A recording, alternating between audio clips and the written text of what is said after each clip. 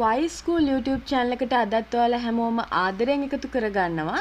ඉතින් මම අද කතා කරන්න හිතුවේ හරියටම ටයිම් ටේබල් එකක් හදාගන්නේ කොහොමද කියලා.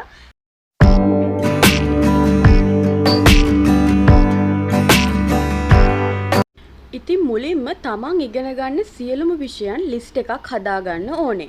මම මෙහෙම කියන්නේ ඇයි සාමාන්‍යයෙන් අපි දන්නා උසස් පෙළ කරන ළමයෙක්ට ප්‍රධාන විෂයන් 3ට අමතරව තව අමතර විෂයනුත් තියෙනවා. උදාහරණයක් විදිහට ජෙනරල් ඉංග්‍රීසි ඒ වගේම තමයි පොදු පරීක්ෂණයට යම් දේවල් ඔබ ඉගෙන ගන්න ඕනේ. මෙන්න මේ කාරණා හින්දා ඔයාලගේ හැම විෂයක්ම එක ලිස්ට් එකකට අරගන්න ඕනේ. ඔයාලා මුලින්ම මේ ටයිම් ටේබල් එක හදන්න කලින්. ඊට පස්සේ තමන්ට දවසට පැය 10ක් පාඩම් කරන්න තියෙනවා කියලා අපි හිතමුකෝ. ඒ කියන්නේ සතියට ඔයාලට පාඩම් කරන්න තියෙන්නේ පැය 70යි වෙලාව. තමන්ට විෂයන් 7ක් තියෙයි කියලා අපි උපකල්පනය කළොත් ඔබට එක් විෂයක් සඳහා එක් සතියකට යොදවන්න පුළුවන් පැය 10ක කාලයක් විතරයි. ඉතින් මෙන්න මේක ඔයාලා මුලින්ම අවබෝධ කරගන්න ඕනේ. ඔයාලට මේ සතිය ඇතුළත කොච්චර ප්‍රමාණයක් පාඩම් කරන්න පුළුවන්ද? මේකෙදි ඔයාලට පාඩම් කරන්න බැරි පැය ගාණක් දාගන්න එපා. එහෙම වුණොත් වෙන්නේ තමන් බොරුවට ස්ට්‍රෙස් වෙන එක.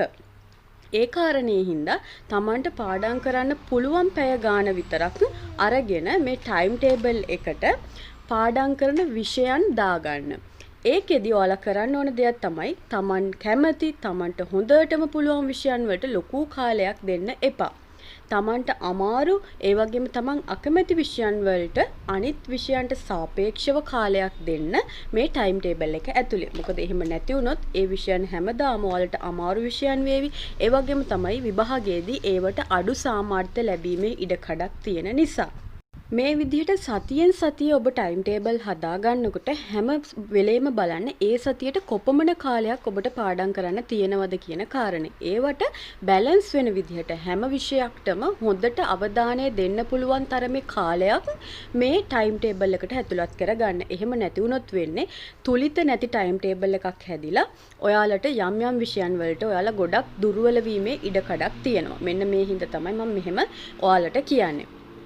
මම දැන් අර කලින් කිව්වා වගේ ඔයාලගේ අණු විෂයන් සඳහාත් විනාඩි ගණනක හෝ කාලයක් දෙන්න. මොකද ඒවත් ඔබ විභාගයේදී පිළිතුරු සැපිය යුතු ප්‍රශ්න පත්‍ර ලැබෙන විෂයන් නිසා. උදාහරණ විදිහට කියනවා නම් A level ජෙනරල් ඉංග්‍රීසි ඒ වගේම පොදු පරීක්ෂණය මෙන්න මේවටත් යම් කාලයක් දෙන්න පාඩම් කරනකොට මේ ටයිම් ටේබල් එකට ඒවත් ඇතුළත් කරගන්න.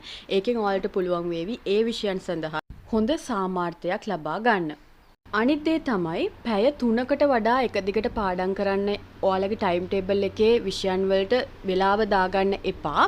ඒ වගේම තමයි හැම විනාඩි 25කටම වරක් ඔයාලා අනිවාර්යයෙන්ම පාඩම් කරද්දී විනාඩි 5ක් විතර නැගිටලා පොඩ්ඩක් වතුර වීදුරුවක් බීලා අහපව් ඉඳගෙන ඒ වගේ පාඩම් කරන්න පටන් ගන්න. මොකද අපේ මොළයට පැය ගාණක් එක දිගට දේවල් පාඩම් කරාට ඒවා ග්‍රහණය කර ගැනීමේ හැකියාවක් සහ ඒවා මතකයේ තබා ගැනීමේ හැකියාවක් නැහැ.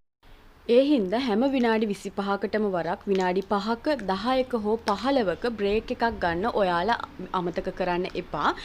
ඉතින් ටයිම් ටේබල් එකකින් ඔයාලට පුළුවන් ඔයාලගේ කාලය ඉතාම හොඳින් කළමනාකරණය කරගන්න. ඒ වගේම තමයි තමන් කොච්චර ප්‍රමාණයක් පාඩම් කරාද කොච්චර කාලයක් පාඩම් කරලා තියෙනවද කියන දේ ගැන හොඳ අවබෝධයක් ලබා ගන්න.